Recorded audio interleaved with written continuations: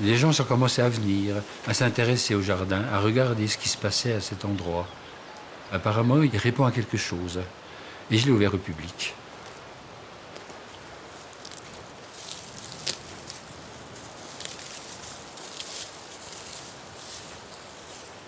C'est pas un jardin botanique. Vous voyez pas le nom des plantes ici, ça n'existe pas.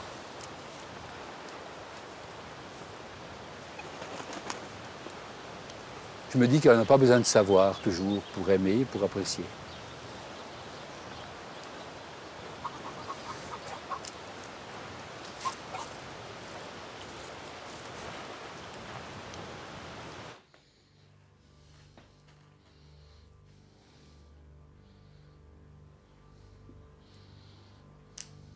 C'est assez excitant quand il n'y a pas d'explication, quand on ne sait pas ce que c'est.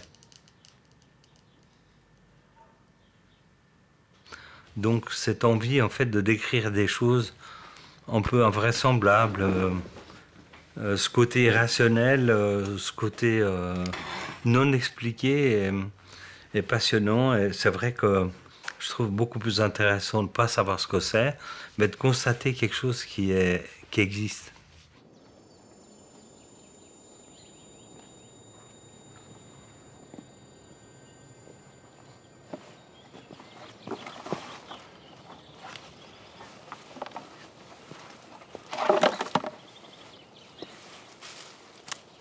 Ah, elle est où l'anglaise?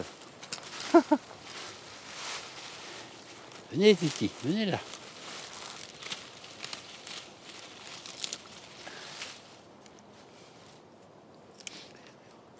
Je fais tout à quatre pattes dans ce jardin. 9 mois de l'année, c'est comme ça.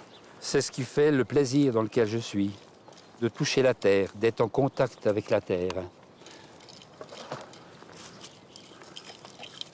Cote, cote, cote. Sont où les copines? Ils sont loin? Ils sont partis pondre.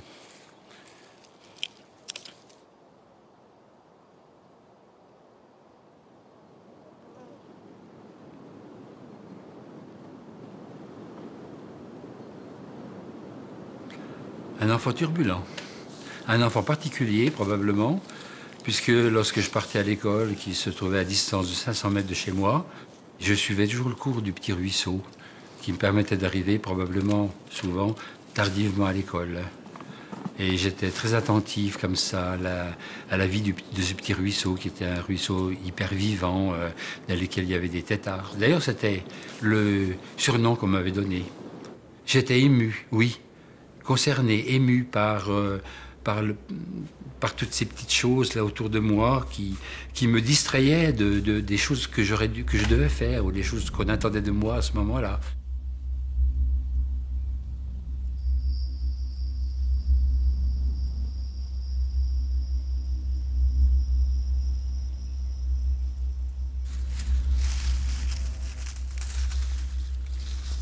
J'avais appris le métier de vigneron avec mon grand-père. Sauf que la vie a fait que soudainement j'ai pris de la distance par rapport à cela. J'ai rapidement pris la décision de quitter cette voie pour tracer la mienne. Et c'est ainsi que je suis rentré dans cette profession d'éducateur. Ça a couru sur environ 43 ans, environ, hein. Mais j'avais un instinct de curiosité. Je voulais voir différents domaines. Voilà. Je me suis intéressé pendant une époque à l'ornithologie. C'était une façon pour moi de peut-être un peu de m'envoler aussi. Ça m'a permis de retrouver mon intérêt premier, c'est-à-dire d'être simplement dans l'émerveillement. Et je suis photographe de paysage depuis 25 à 30 ans maintenant. Et là, ça a été pour moi aussi une très belle découverte, une belle évasion aussi.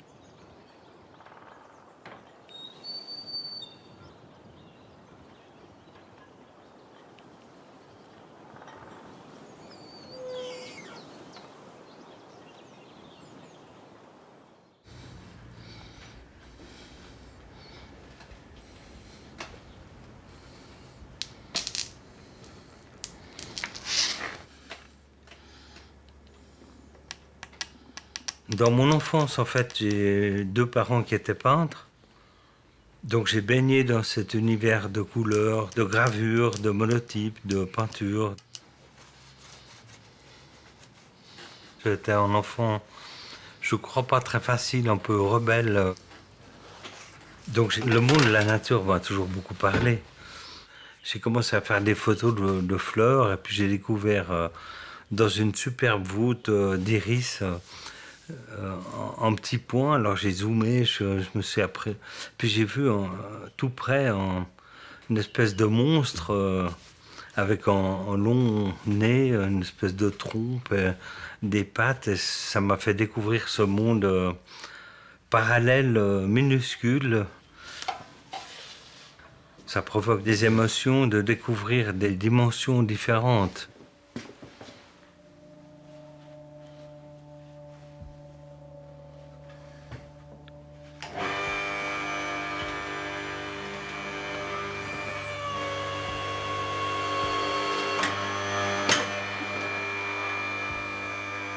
Il y a des phrases qu'on croise dans sa vie qui nous enrichissent ou qui nous parlent vraiment.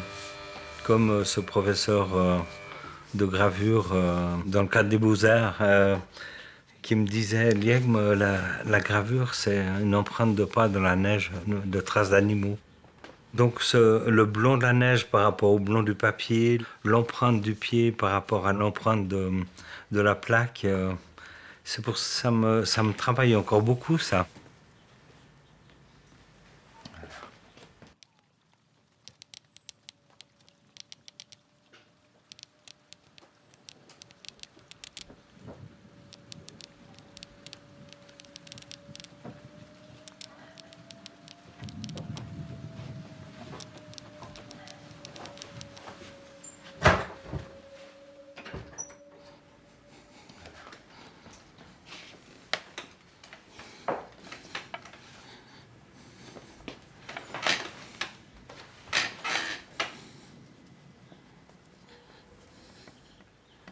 Quand vous avez de l'encre sur les doigts, que vous ancrez une plaque, il y a quelque chose de très sensuel.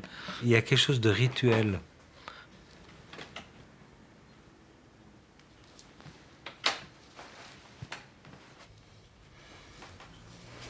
Changer de matériaux, changer de médias, c'est qu'il ne faut surtout pas tomber dans quelque chose d'artisanal où on récite, on refait, c'est quelque chose de toxique.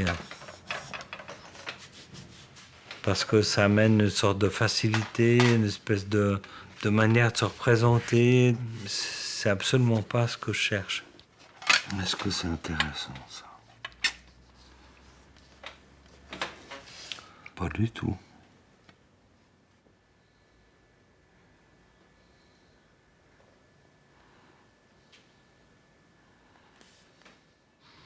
Si j'ai terré toutes ces gravures à 30 exemplaires, c'était une règle. Pour être obligé de tourner autour du sujet, être obligé de développer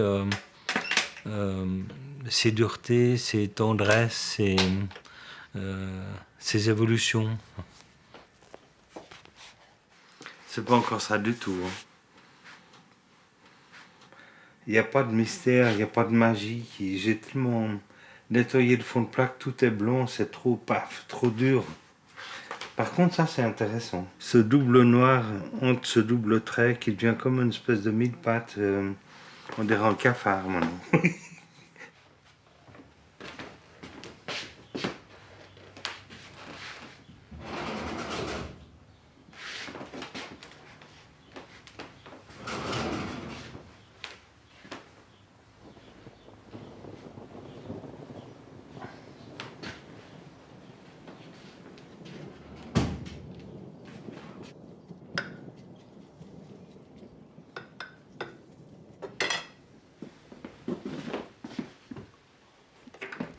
Le thème d'Olof a quelque chose d'essentiel. Voilà. C'est en fait une envie de parler de ce qui est le plus important. Ce qui est le plus important, c'est d'être fidèle à ses émotions, d'essayer de trouver quelque chose qui est à l'origine du monde. Et qui est tout simple. C'est fragile.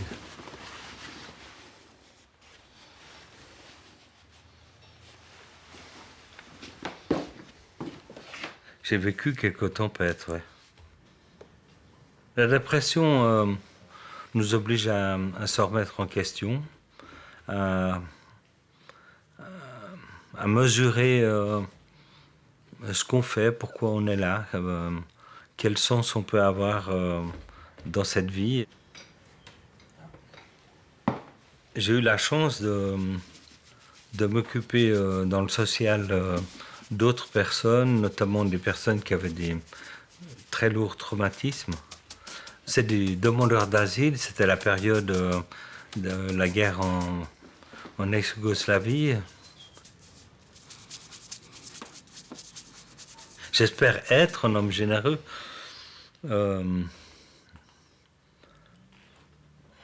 On peut pas recevoir sans donner, enfin c'est pas sans que ça soit en calcul, mais au niveau comportement c'est important. Il y a toutes des œufs ce soir. Ah bah oui, joli.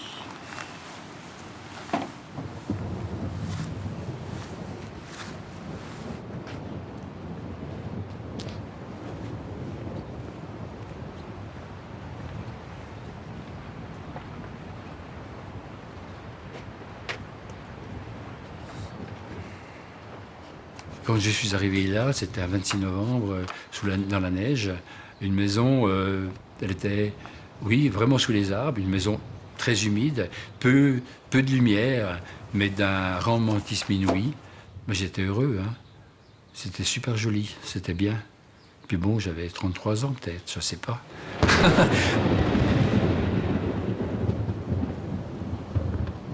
Le 26 novembre 1999 est arrivé l'ouragan Lothar. Tout le monde se souvient de l'ouragan Lothar. Tout le monde se souvient, même que tout le monde se souvient où il était. Ce jour-là où cet ouragan puissant a traversé l'Europe et a détruit pas mal de forêts. Il n'y avait plus de forêt autour de la maison. C'est un véritable séisme, un drôle de décor. À ce moment-là aussi, j'ai vécu, dans ma vie sentimentale et personnelle, les circonstances d'une rupture. Et là, paf, séisme. J'ai arrêté la photo subitement. C'était un 14 février à 17h. Stop. Et je l'ai arrêté pour 12 ans. C'était plus possible. Impossible. C'est normal, la photo, c'est quelque chose où je me sentais créatif, où je me sentais vivant. Et là, je me sentais mort, je me sentais anéanti.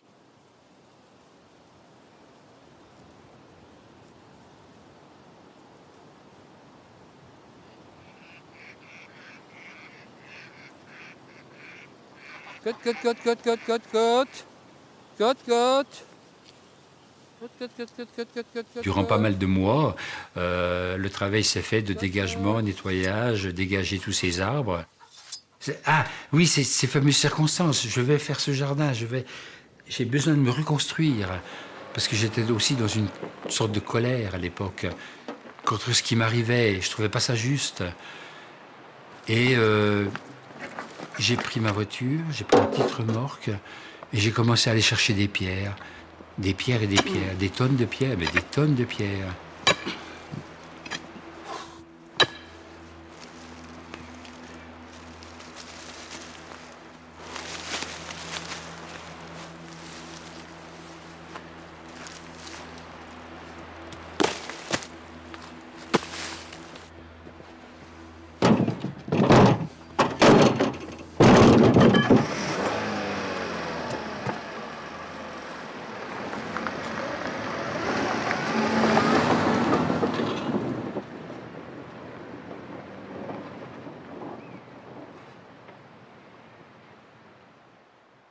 J'ai dessiné des chemins avec ces pierres lourdes qui me faisaient mal en même temps. Mais c'était un mal qui me faisait du bien. C'est bizarre de dire ça, c'est bizarre de le ressentir comme ça, mais c'était un peu ça quand même.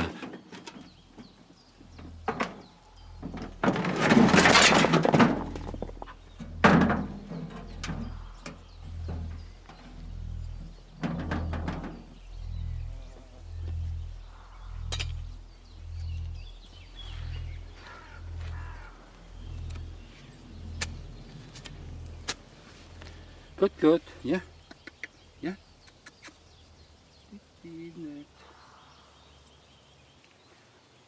C'est le jardin qui m'a sauvé. J'ai voulu me laisser aller à ce que j'appelle volontiers mes fulgurances, c'est-à-dire mes envies, de l'instant, sans réfléchir, sans plan particulier, même aucun plan du tout. C'est dessiner tout un labyrinthe dans lequel il pouvait s'inscrire des plantes.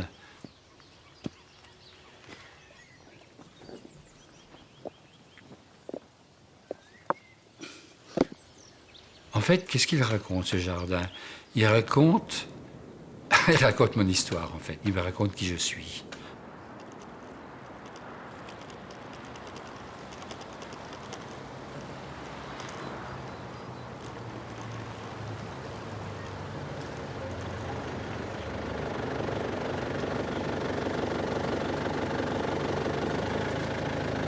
Ah, c'est bon.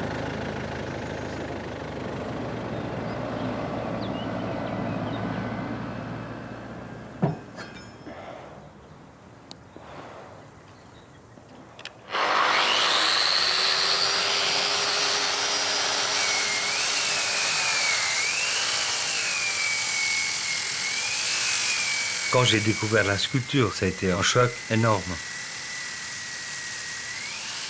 Il faut beaucoup de temps pour comprendre qu'on vient de la terre. Enfin, ma relation d'être humain avec la nature, c'est le sol.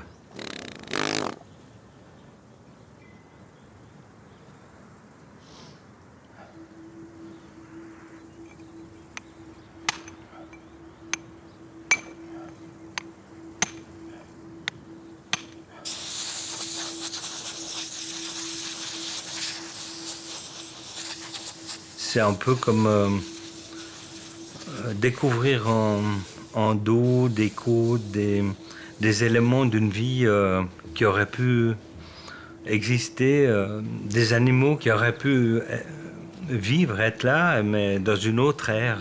Donc j'imagine que ça aurait pu être un autre stade d'évolution qu'on ne connaît pas.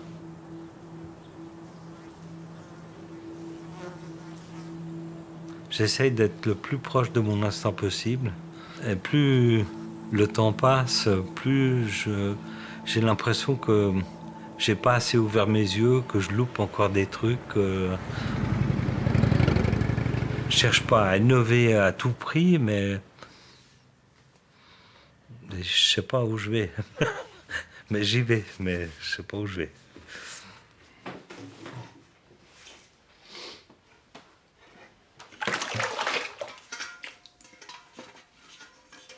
Oui, ça c'est mes émotions d'enfant. Rechercher ces émotions fortes ou cette manière de regarder. Quand on voit un terrier, on se dit mais qu'est-ce que c'est comme animal qui pourrait être là-dedans, qui aurait pu faire ça? C'est curieux, c'est intelligent, c'est intéressant, c'est habité, c'est... Voilà.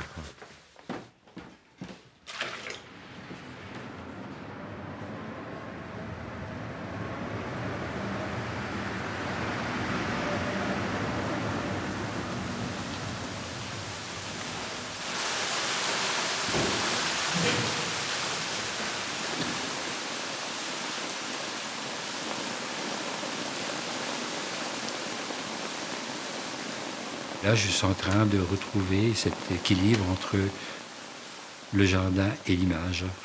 C'est gagné pour moi. C'est vraiment... Ouf! Vraiment. Le fait d'avoir retrouvé l'image, la photographie, mais c'est un monde perdu. Et c'est un monde retrouvé.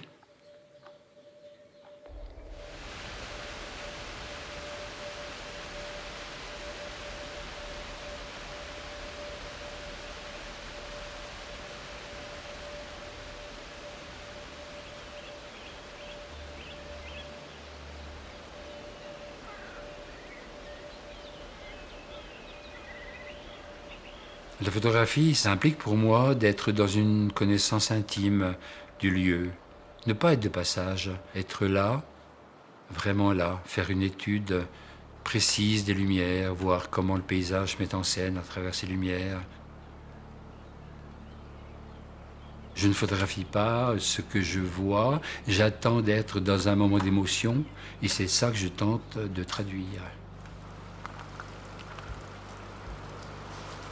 Là, c'est presque bon, mais c'est pas bon, c'est pas vraiment bon. J'ai envie de sortir le matériel, mais pas vraiment. L'envie, oui, mais c'est pas pertinent. Ça manque de magie, en fait, pour l'instant. C'est pas magique.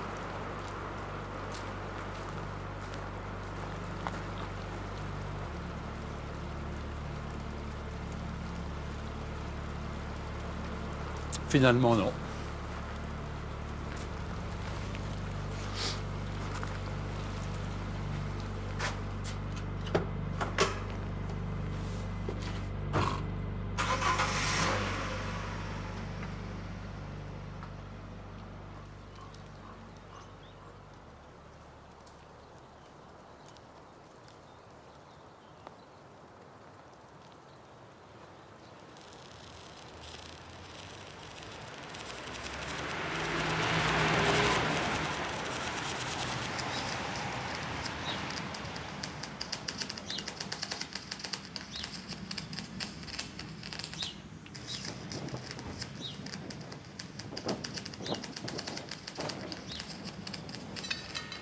C'est une expérimentation complète de partir d'un songe pour arriver à faire un truc léger, aérien, une montagne volante. Ça y est, c'est tout pété. Quel malin.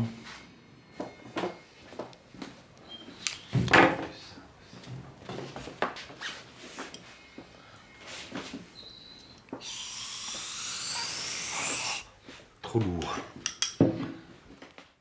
Ce côté fragile, j'adore. Faut pas que ça soit non plus un trop gros défi.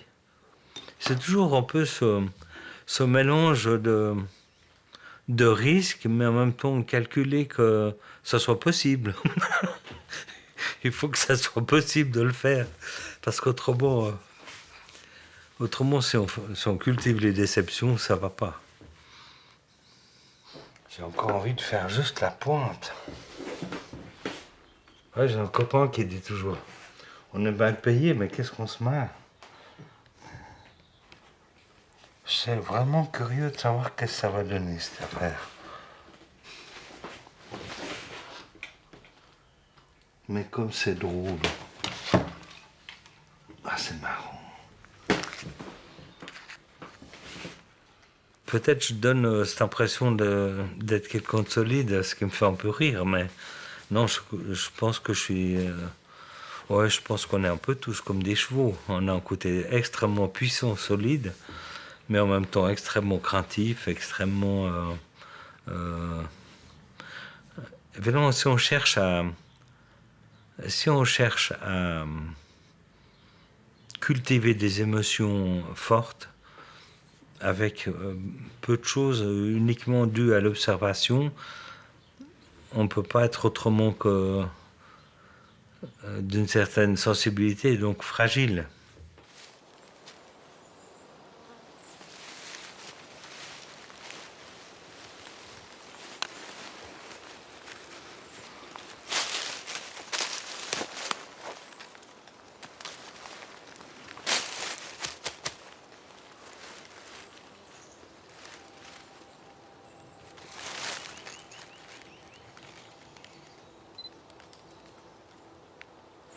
En fait, je suis en quête de l'absolue beauté. Je me dis, je ne dois pas passer à côté de cette beauté. Il faut que je me donne les moyens d'aller la toucher au plus près.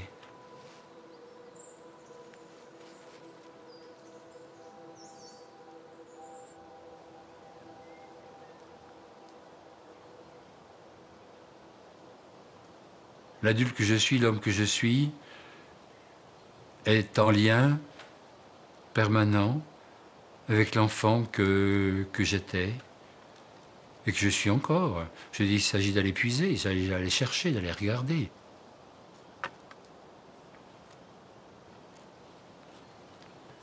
Quelle chance j'ai une chance incroyable d'être dans ce mystère, dans cette merveille du monde du vivant. On a une lourde responsabilité là, celle d'en faire quelque chose. J'essaie à ma manière d'en faire quelque chose chaque jour.